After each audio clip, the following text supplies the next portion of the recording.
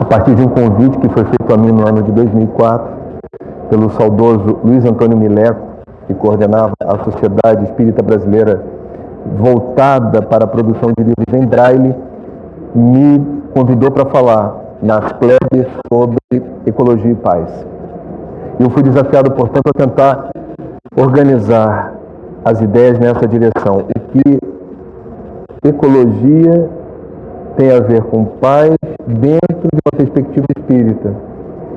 E esse trabalho muito me interessou, porque eu estou há aproximadamente 20 anos estudando os assuntos da sustentabilidade, sou espírita há 23 anos, e achei que era muito natural esse movimento meu de investigação, sendo eu tão interessado nessas duas ferramentas de percepção da realidade que tem muita coisa em comum. A parte mais flagrante de interseção, de conjunção, eu diria de casamento perfeito do Espiritismo com as ciências ambientais, se dá num dos capítulos das leis morais, exatamente a lei de conservação, que sugere uma reflexão nossa sobre o que é necessário, o que é supérfluo, uma ética que a gente deve construir na relação com o meio em que nós estamos inseridos, o problema moral do desperdício, o problema moral da ostentação. Então, a lei de conservação inteira é tratado de sustentabilidade. Ela faz sentido mais de 150 anos depois de ser estudada no mundo que experimenta uma crise ambiental sem precedentes na história. Se você perceber todas as recomendações que surgem dos especialistas, dos cientistas, dos biólogos, dos ecologistas em relação a o que seria um novo modelo de desenvolvimento, como sanar os efeitos colaterais dessa crise sem precedentes, a lei de conservação traz preciosas informações a esse respeito. Você vai encontrar na doutrina espírita, nas obras da codificação e outros textos referenciais para nós, por exemplo, aqueles psicografados por Chico Divaldo, assinados por Emmanuel, André Luiz, Joana de Ângeles, trazem efetivamente, mais recentemente, Manuel Filomeno de Miranda, no livro Transição Planetária, informações muito importantes para a compreensão de que o mundo de regeneração ele não pode ser entendido como um dogma no Espiritismo. Ou seja, pelo calendário sideral chegará o momento em que tudo se transformará. Não. Tudo se transformará do ponto de vista ético-moral. Para cá retornarão aqueles espíritos que terão vibração condizente com o planeta dentro de uma perspectiva de ascese vibratória. Que terão a veste nupcial compatível, parafraseando Cristo. Agora, o estado físico e ambiental do planeta será aquilo que nós, a partir de hoje, não nossos filhos e netos, nós, encarnados, fizermos desde já em relação a energia, matéria-prima, uso de água, destinação dos resíduos, hábitos, comportamentos e padrões de consumo. O espírita não pode se sentir alijado desse movimento que precisa ocorrer em escala planetária.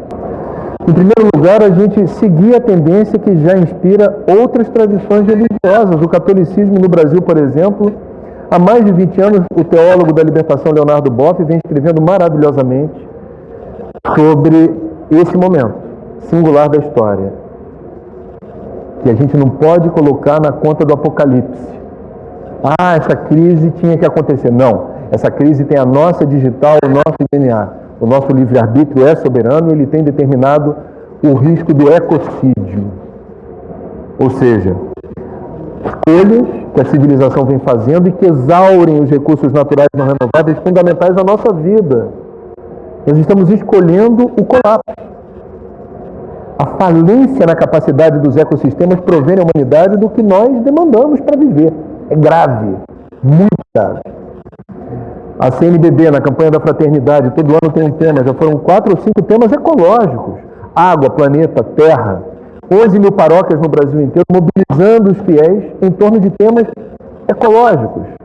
Nossos irmãos das tradições afro-brasileiras, Umbanda e Candomblé, têm um profundo respeito pelos elementares da natureza, que o Espiritismo reconhece, e através dessa simbologia das forças que regem a vida e a natureza, são os orixás ou as outras representações, a necessidade de proteger o que ainda resta de biodiversidade. Sua Santidade o Dalai Lama, para os budistas do budismo tibetano, no site oficial dele, em inglês, existe uma série de temas sobre os quais ele produziu textos. O tema da sustentabilidade foi aquele que inspirou o maior número de textos de Dalai Lama.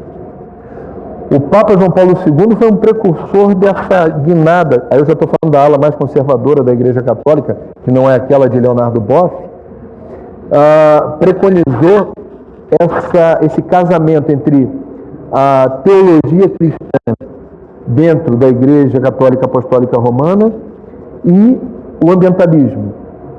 O Papa Bento XVI, seu sucessor, considerou, há pouco tempo atrás, um novo pecado a destruição do meio ambiente.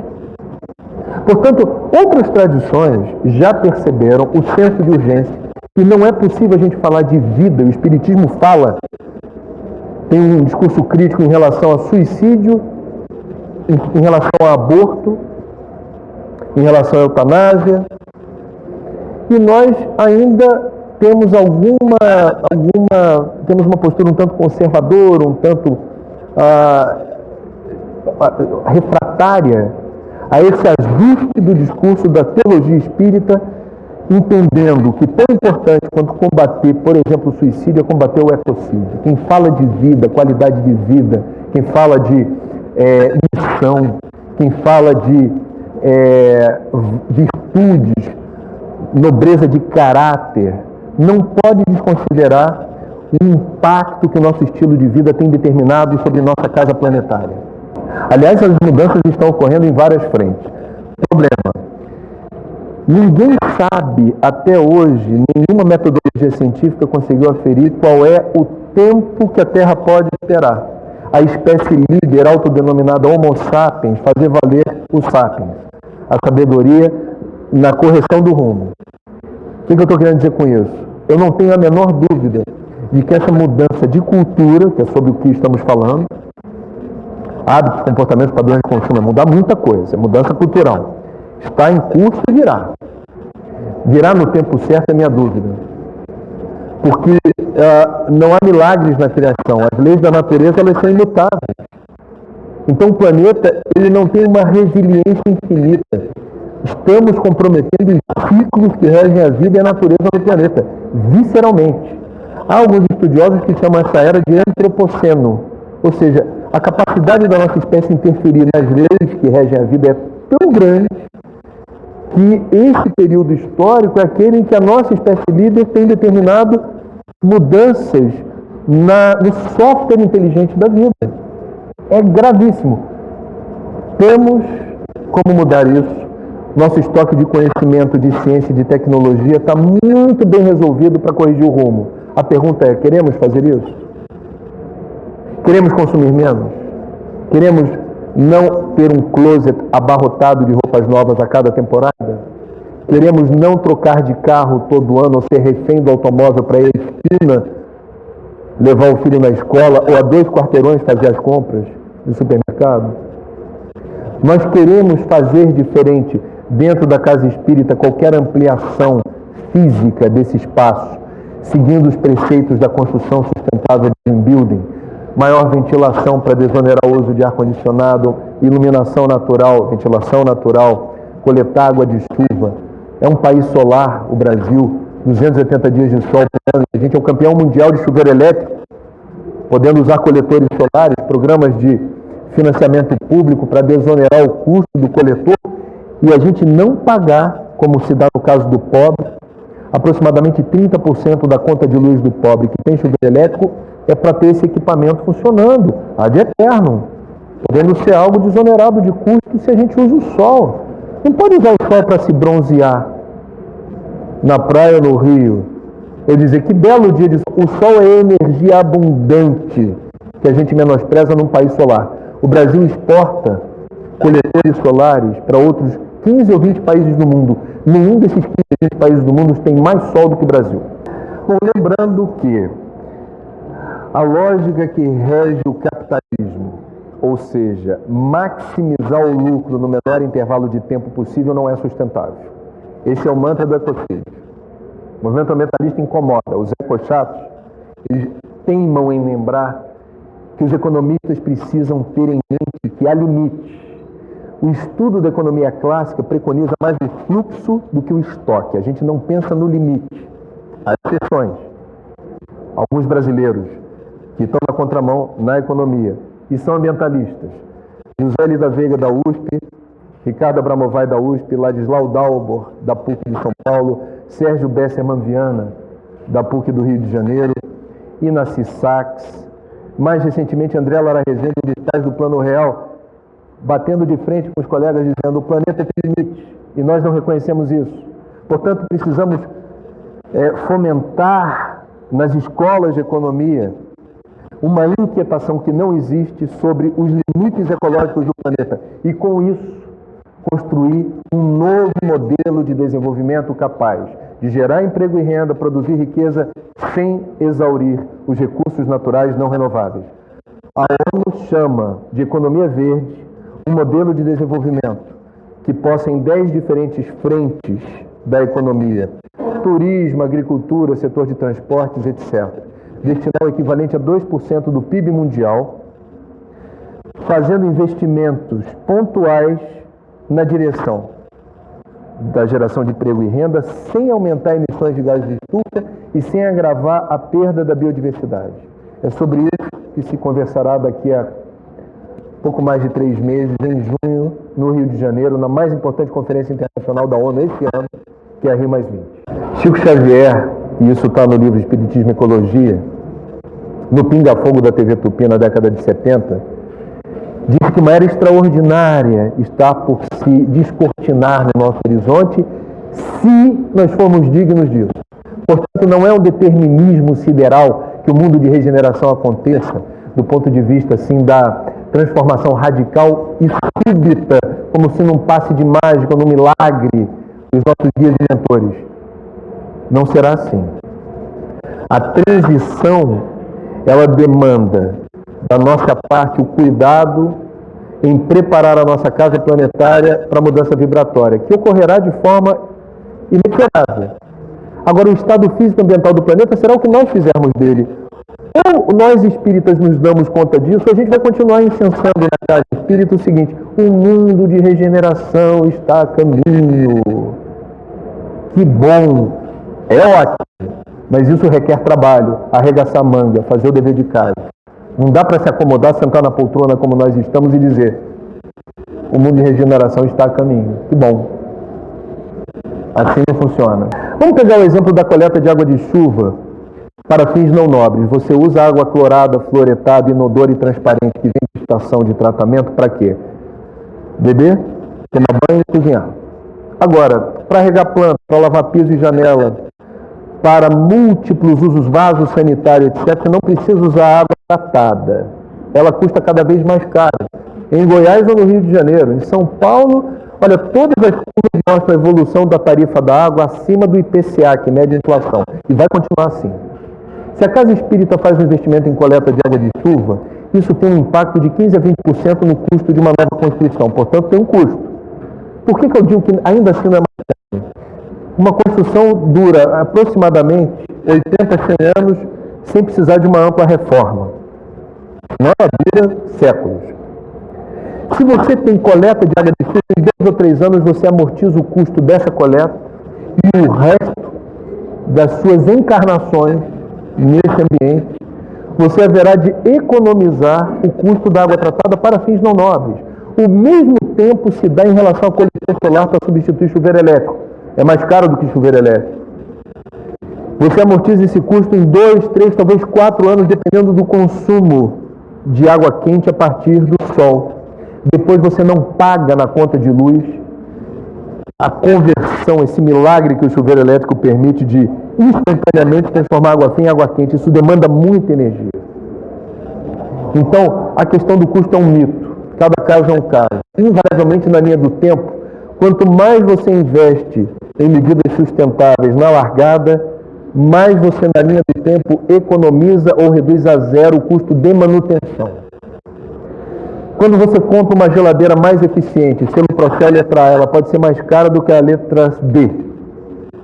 Faça essa pesquisa, é interessante. O consumo de energia elétrica na sua residência ou na sua instituição espírita de uma geladeira antiga, que não é selo Procel letra A, ela é um dreno de energia e de dinheiro. Dinheiro não está sobrando nas instituições espíritas. Ser ecoeficiente, quem agradece a ecoeficiência é o bolso do tesoureiro da instituição. A primeira, de ordem material. Posto que o planeta não possui recursos infinitos, quando você consome por diversão, quando você se assume como consumista, aos meus olhos você se assume como predador. E você está acelerando a entropia, você está acelerando o esgotamento, o risco do colapso. Então, a primeira armadilha se dá no sentido de que no seu tempo de vida na Terra, na atual encarnação como consumista, você esteve na contramão do equilíbrio e da harmonia de uma relação inteligente com o meio ambiente. Você funcionou, do ponto de vista técnico, como um predador. Tudo que se compra, todos esses equipamentos de filmagem, as nossas roupas, os nossos adereços, tudo isso aqui não dá em árvore. Isso aqui veio da natureza. É matéria-prima, energia e água. Tudo que você leva para casa, portanto, tem pedacinhos de natureza. Se a natureza não é infinita, é lícito e é justo que a gente consuma. O consumo favorece a vida. O consumismo acelera degradação, devastação, desperdício, excesso.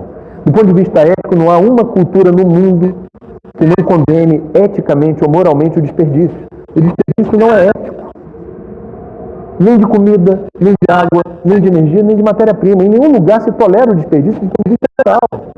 O consumista desperdiça. Porque ele consome o que não necessita. A gente está completando 8 séculos de franciscanismo. Francisco veio incomodar os poderosos da sua época com um discurso ecológico, no sentido de que viver com menos não é apenas possível, é necessário. Ninguém precisa ser franciscano e fazer voto de pobreza para viver no século XXI. A gente precisa fazer voto de consciência, combatendo a tentação na sociedade de consumo, uma avalanche de apelos publicitários nos convidando a consumir mais sapato, mais roupa, mais carro, para quem pode consumir, e isso é uma bomba relógio. A classe C emergente que ascende, com todo o direito de consumir mais, idealiza como padrão de vida e idealização da felicidade consumir ostentando, como fazem as classes A e B. Não há solução para isso. Não há planeta suficiente para isso. Temos uma sociedade, uma classe média emergente no Brasil, na Índia, na África do Sul, na China nós temos novos segmentos consumidores querendo repetir padrões insustentáveis de consumo das classes A e B. A equação não fecha. Primeira armadilha material. A segunda é espiritual. Qual é a característica dos habitantes dos mundos primitivos, onde já estagiamos? Apego à matéria. O que é um consumista assim denominado, se não alguém refém dos apegos da matéria? A sociedade de consumo é uma armadilha espiritual. Consumir por consumir é uma armadilha espiritual, porque a gente passa uma encarnação se distraindo com o que a gente não deveria estar perdendo tempo ou consagrando energia. De que adianta ter um closet abarrotado de roupas novas sempre do ponto de vista espiritual? De que adianta trocar de carro todo ano para dizer, agora eu estou com um novo bólido, do ponto de vista espiritual? De que adianta colecionar relógio, óculos, iPad, iPod, AI, o que for, sem necessidade, do ponto de vista espiritual? É uma armadilha. Reforça o apego à matéria, sem necessidade. 1º de 2003, Meio Ambiente no século XXI, 21 convidados, eu fui o coordenador editorial e respondi por um dos capítulos, versando sobre 21 áreas do conhecimento e o que elas têm a ver com sustentabilidade.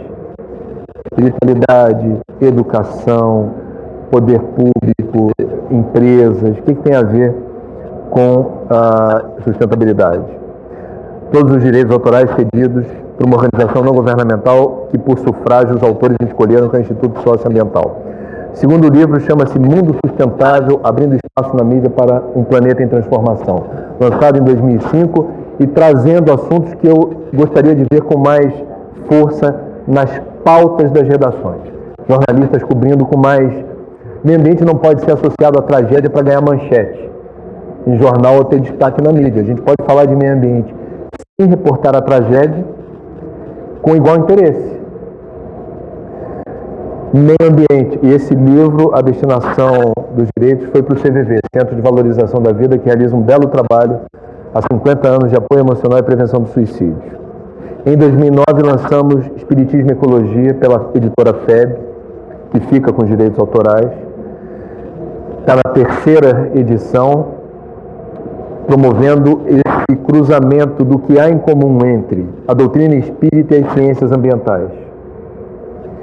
E essa semana lançamos o livro Mundo Sustentável 2, Novos Rumos para um Planeta em Crise, igualmente com os direitos cedidos para o CVV, e que procura, digamos, de alguma maneira, antecipar a pauta, a agenda de debate que terá lugar no Rio de Janeiro, na Rio+20.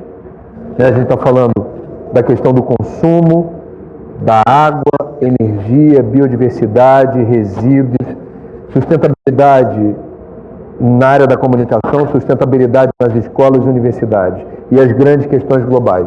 35 especialistas, que eu tive o prazer de convidar, participam do livro, emprestando seus conhecimentos e os seus saberes em relação a esses temas. Então, eu tenho, assim, para mim é muito gratificante ver que há espaço para um debate que eu sei que incomoda. Quer dizer, eu não estou falando coisas agradáveis, a gente não está aqui para apaziguar, a gente está aqui para angustiar. E óbvio que isso tem um risco, tem uma taxa de risco. Agora, eu sou jornalista, eu digo para os meus alunos da PUC o seguinte: se você é jornalista, você tem que incomodar. Jornalista que não incomoda é relações públicas ou assessor de imprensa, que são áreas nobres da comunicação, mas não é o repórter. Se você é jornalista interessado nos assuntos da sustentabilidade, você deve incomodar muito mais. Se você é jornalista e não está incomodando ninguém, para e faz uma reciclagem.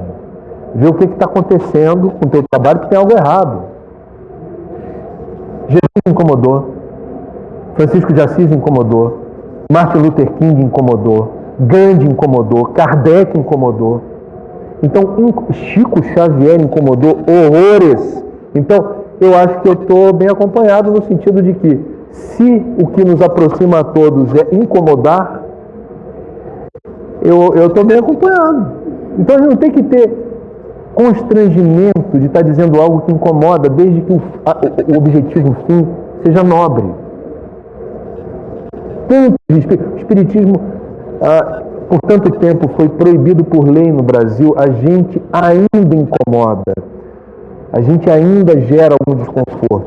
Então, a questão é, sem invadir o espaço aéreo do próximo, desrespeitando os direitos do outro, é dever de quem possui informação compartilhar a informação que remete a uma nova atitude.